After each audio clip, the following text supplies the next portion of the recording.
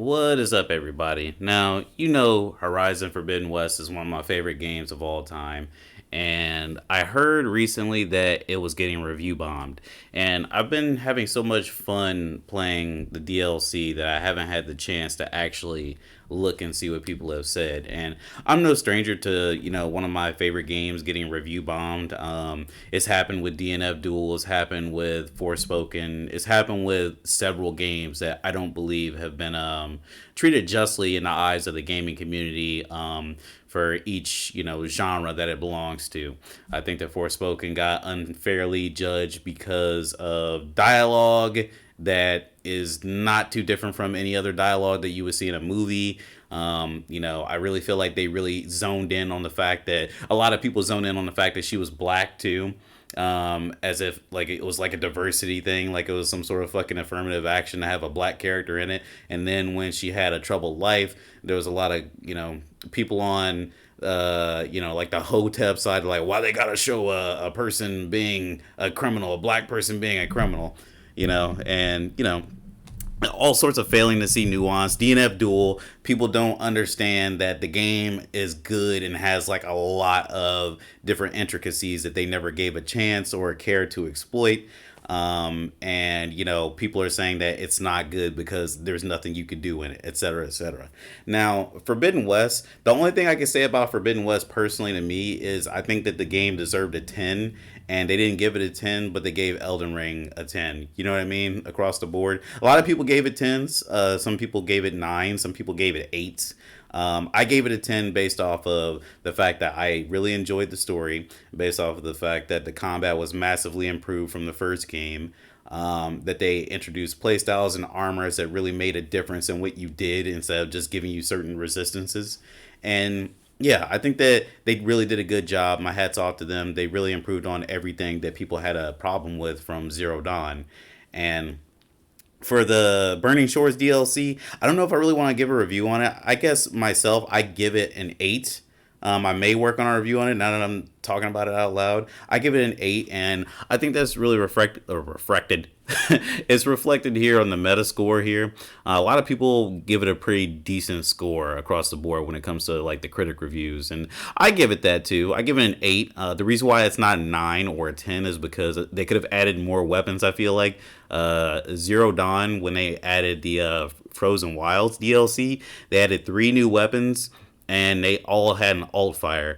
Whereas like on Burning Shores, spoiler alert, they add 1 new weapon. It has 2 firing modes and one. It doesn't even really have any like skill in the skill tree based off of like something you could do with it. There's one, but it's like kind of worthless.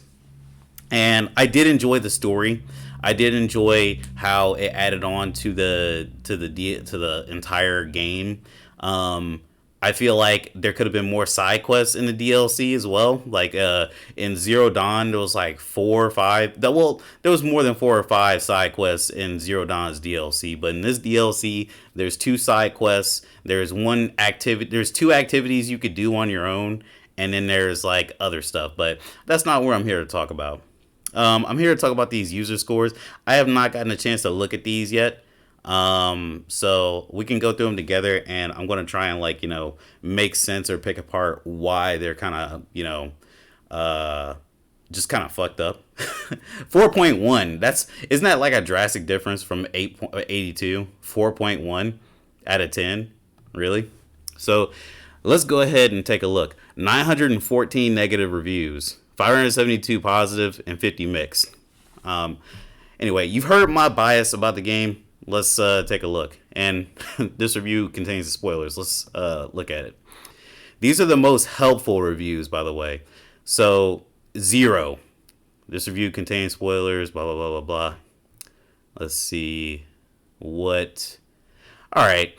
Compared to other works, I felt the Horizon series was very unkind in not allowing players to decide the delicate part of romance.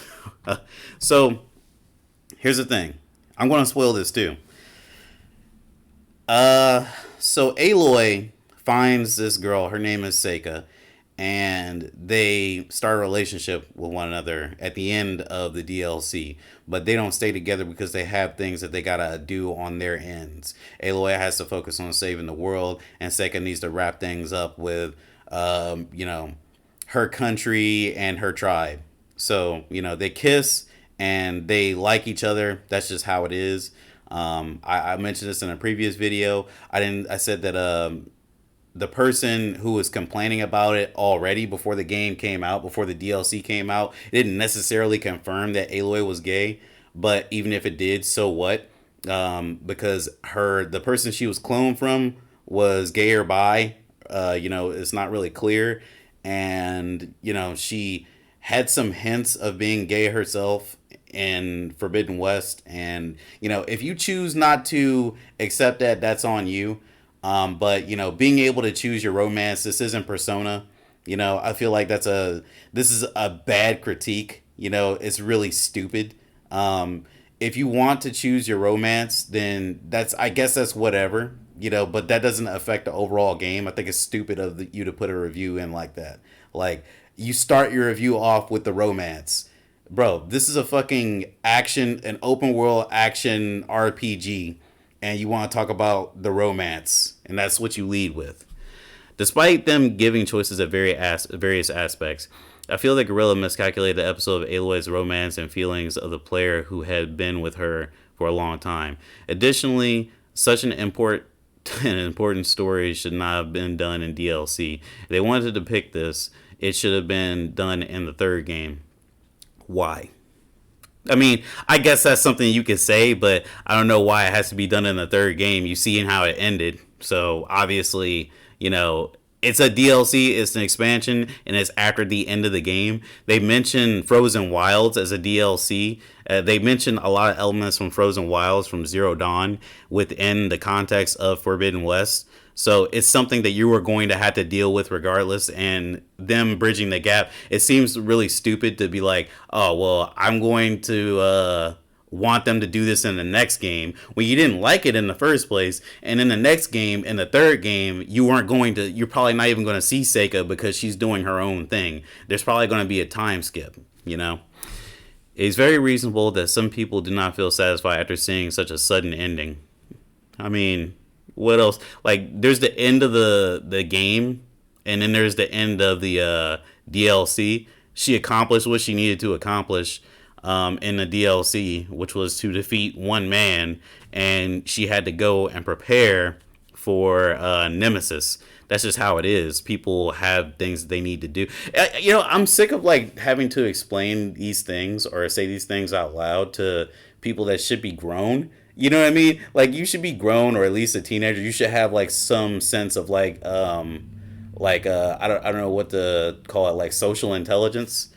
But anyway, if they had shown the process of developing relationships with various characters that they encountered so far and allowed players to choose how to respond, I would have wanted this ending game. I'm sorry, I would have wanted the ending of this game to be left to the player.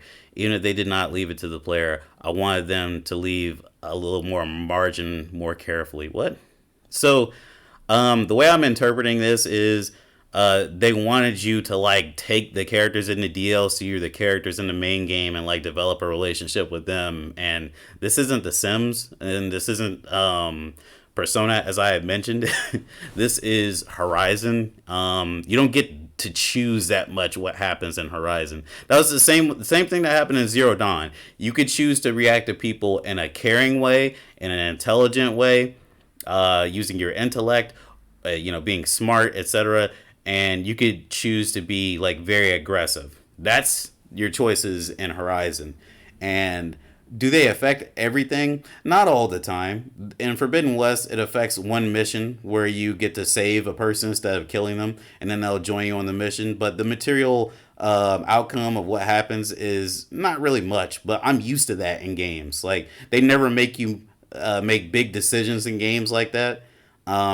Normally you can leave that to like a Telltale series. Like, oh man, I chose to save this person instead of this person from being eaten by zombies. You know, that's when you see material differences in games. But you don't really see this in a lot of games. But you know what? I haven't played all the games. I haven't played Mass Effect. I hear that that's a bit different. But anyway, Yeah. So let's see. Let's read the rest of this. Also, I think that many people felt uneasy about the fact that while Aloy was almost in a state of love at first sight, she suddenly confessed her feelings in the ending without feeling any affection from Seika. What are you talking about? They kissed each other and they said that they felt the same about each other. And this is another thing that's hard to fight against too when you see people just randomly giving out bad info. Like sometimes I wish that I could see what these people are doing and I could like snap my finger in front of their faces because I know some people that have ADHD and I know some people that just don't pay attention without having ADHD. You gotta fucking snap your fingers sometimes. Like, hey man, like you know what I mean? This is going on. Pay attention. Yada yada yada. That's not good for people with ADHD. They need their medicine, of course. But you know, if you don't know, you don't know. But for people like this, it's like you have to force them to listen to the things that they say to each other on the game, right? Like Seika and Aloy, they had some exchanges back and forth. They complimented each other. And, you know, I don't know exactly how it works with lesbians. I'm not a lesbian. You know what I mean? I'm not a woman that likes another woman. But, you know, they definitely showed some signs of affections. They touched each other a little longer than they should have a couple of times. The way they looked at each other, the way that they felt thankful for one another. They expressed emotions within the DLC that made them feel like they liked each other, is all I could say.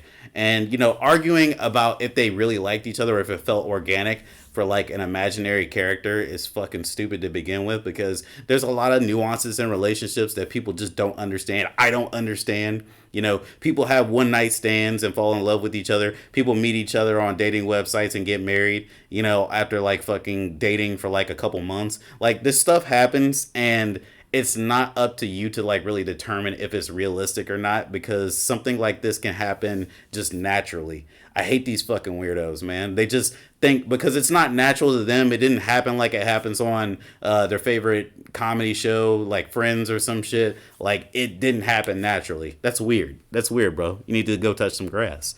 Anyway, of course, it's not like I absolutely hate the idea of Aloy being paired with a certain character, or that I needed the story to unfold exactly as I had imagined, or that I disliked the idea of Aloy being a homosexual. Being a homosexual, you could just say like that. That just lets you know, like if this all right here wasn't a big enough indicator, saying a homosexual, like she could, like this motherfucker couldn't even say being a lesbian or being gay, blah blah blah. Not at all. It's just that if there were more nuanced options available, I think I could have been more satisfied. So yeah, so it because it wasn't straight for this motherfucker, like you know, it really like hurt his opinion on the game. So he got a 0, right? Everything else was like shitty too because of this. And I hate this type of gamer. Really, really sad. Like, you know what I mean? Like you have nothing more that you enjoy in games besides your political ideologies playing out. And I think that that's fucking, you know, if like me, of course, I'm not going to be happy in a game if like a white person is just like killing a bunch of black people and calling them the N word with the hard R. Like that's not something that I look forward to. It's not, you know. I can understand from that point if it's something that's just like historically offensive and like you know just doing it just for the sake of being offensive. But this is just like natural. Like people in the world are gay and they're going to be gay. You know, I know this is the second gay protagonist that we've had in PlayStation history with Ellie and motherfucking Aloy. I was trying to think. Uh, Rivet, is that her name from Ratchet and Clank? Is Rivet gay? She's not, right? Anyway, yeah, it's the second like gay protagonist of all time, even though there's like, you know, like dozens of straight protagonists that Sony has produced. Like this is the straw that broke the camel's back, right? Anyway, the nuance option thing, I guess is cool, but like they're still just being bisexual, you know? If that's the case. That means that any option that you have in the next game, and this is another thing that you got to understand, if you make it so a character can just be gay or be straight, you have to accept that the developer may or may not put pair them with a certain character in the next game, and you know, that's just going to piss you off even more. Like the king of Meridian in Horizon Zero Dawn and intro into the tutorial to Forbidden West, he confesses that he likes Aloy. Basically, he wants her to be the queen, and you can actually, now that I'm thinking about it, respond to him in a loving way and say, "Not right now. I got stuff I gotta do." Not right now doesn't mean no. It just means later. You know what I mean? It can mean later at least. And, so you do have a choice at the beginning of the game, but she changes her mind because obviously she's more attracted to Seika. Like, you know what I mean? It's just, it is what it is. I'm more attracted to Seika too. It wasn't like Horizon to have such an uncharacteristically shallow portrayal despite the careful psychological depictions that had been built up thus far. It felt like Guerrilla made Aloy play a role in the story they wanted to tell, rather than letting her naturally develop a romantic interest. What the fuck does this mean? All right, so you prima donna ass niggas that love to say that it's like they tried to make a narrative. Like, you motherfuckers sound so stupid. And you know why you sound so stupid? You sound so fucking stupid because you're basically saying this when you write shit like this. You say, basically, yeah, these people are trying to make a story in a game the way they want it, and I don't like that. Like, all right, you can sit there and say that you don't like it and be quiet, but like when you sit there and try and say that, the developers wanted Aloy to play a role, what the fuck does that even mean? You think that they wanted Aloy to be gay so they could turn everybody gay? What the fuck role is that? Sorry to use the F bomb so much. I know it's not going to get monetized, but I just have to do this, man, because this is like one of the most helpful reviews. 29 out of 46 users found this helpful. Like 29 out of 46 users are fucking stupid. Either way, it's heartbreaking to feel such disappointment in a beloved game due to the lack of consideration and shallowness displayed in this aspect of Horizon series. They're trying to sound smart. It's a significant loss for me personally to be unable to enjoy walking in such a beautifully evolved world due to the disappointment. This motherfucker is saying, like, oh, there's such careful psychological things going on. Like, all right, so in Forbidden West, that's another thing I had to give flowers to, because in Forbidden West, they actually did do a lot to show the struggles that Aloy was going through. Aloy was lonely. Aloy wasn't accepting help from others. She was on a path to destruction, and that's something that I could, like, gladly break down at any time. I love talking about it. I feel like a little bit of sympathy towards her because I've been in that position before, or is that empathy? But again, it's an imaginary character. But yeah, she displayed something that I'm familiar with, and I'm glad that like midway through the game she got help and she became a better person. But pretending like that this character didn't evolve and like learn that she needed people and learn that it's okay to love people is fucking stupid. What do you think that whole storyline with Beta was about? You think that she was just cold to Beta and then she just like said, oh, my mother's name is Martha too, and like they just became cool? Like, no, she realized that she grew up with Rost and Rost loved her, and Beta lacked that, and she wanted to be that person for Beta, and that experience changed her. She even started calling her a sister, and at that point, Aloy got better. Well, it's not one specific point where she got better, but throughout the game, she becomes more of a person than a guardian per se. And I have to say, this is one of the dumbest fucking reviews I've ever seen on a game. You know what I mean? And this is just the DLC. Do I dare look at another one? Look at these zeros, twos. You gotta be a special type of doofus to put it two. But anyway, shall I read one more? How long is it? Here we go. Was very disappointed with this. I'm not reading the 10. We already know what this is about. Hilarious DLC. What? That's weird. Very disappointed with this. I feel like every character is an empty shell walking in an authentic world. Seika is a new supporting character and portrayed to be likable, but I personally found her obnoxious, quippy, and arrogant, like any other female characters created within the past 10 years. Very prevalent in the MCU. There's a lot of weird things going on where people are like, yeah, the MCU is bad. MCU is like one of the most highest grossing film series or whatever you want to call it of all time, and you're saying that this is bad? Like okay, you want to just fucking smack her because she's quippy? These niggas don't get bitches. 100%. This is like if Scare the Hose Away was a fucking Metacritic review, this would be it. Anyway, for new content, there's not much to see here. There's only one brand new machine, and 4 others are just additions to the ones we've seen before. Okay, so there's the Biogut, the Water Wing. There's 2 new machines technically. The Water Wing does not function the same way as a Sun Wing, and it can fly under. Well, I'm sorry, fly underwater. It can swim, and yeah, so that's a valid critique, I would say. But I don't know what the 4 others are just additions to the one we've seen. What fucking 4 others are you talking about? Um, well, technically, they're the eggs, and then there's that one machine that does nothing, and the Horus is like different. I don't know. There's a lot of nuance to this, and I don't feel like getting into it. The main villain is generic and boring. The main villain was there to brainwash the Quinn so he could take him up in a spaceship and be a king and basically just leave the planet, irradiate the place that he was leaving in because the spaceship was going to cause a radiation outbreak, and he wanted to brainwash them and turn them into his slaves basically. So I mean that I get if that's boring, I got bad news for you, bro. There's like not a lot of other like villains in the industry that are gonna make you hard, I guess. We only see him for a brief moment at the end, and all we really know up to that point is bad man doing bad things. Must stop him. Isn't that like everything? This motherfucker is stupid, and he gave it a 4. Like he's giving like worse critiques and saying like the game is worse than the last person, but he gave it a 4. He or she gave it a 4, or maybe they. I don't know. But I'm just gonna. Should I even talk about this?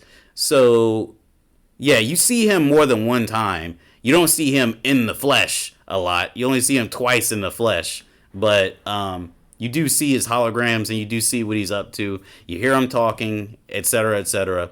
Bad man doing bad things. Would you prefer that it's like bad guy doing some good things and some bad things, but it's mostly bad? I don't know what you want. In terms of romancing, this seemed very strange and rushed to me. Aloy never showed any previous signs that she was every interested in a relationship with anyone, regardless of sex. Well, except for Tilda, technically a little bit. Maybe you could surmise, now that it's confirmed that she's interested in women, that she might be interested in Tallulah, the chick from the lodge, the Horizon Zero Dawn lodge, the Karja chick. She has a couple missions in the game. The option to romance Seika seemed rushed. There was no option. Out of character and unnecessary. If romance even briefly had been mentioned before it wouldn't be so jarring. Well, what the fuck? Like, there was one point I played through the game, right? And I beat it, and I came back around to the DLC because I couldn't advance the time. It was some glitch with that.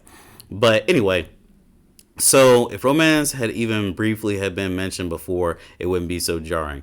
So she does a lot of like high school girlish stuff. She's like, oh, how can I talk to her? Okay, she wants to talk. All right, this is good. Yada, yada, yada. Like she does that in the DLC. I don't understand what these motherfuckers want, man. They're so goddamn fucking stupid. I'm just done with this franchise. Everything seems so inauthentic. This isn't a living, breathing world. It's a fucking game. You need to go outside. These motherfuckers need to go outside. It's nice graphics with characters that wear silly costumes because they're programming. Give this motherfucker a Nobel Peace Prize. Even though they talk it, even the way they talk, it just sounds like 21st century millennial. Oh my god. If you want a believable world that'll hold your attention, I suggest The Witcher 3. So this is a breakthrough for me because this is the type of motherfucker that would review bomb Forspoken. 21st century millennial?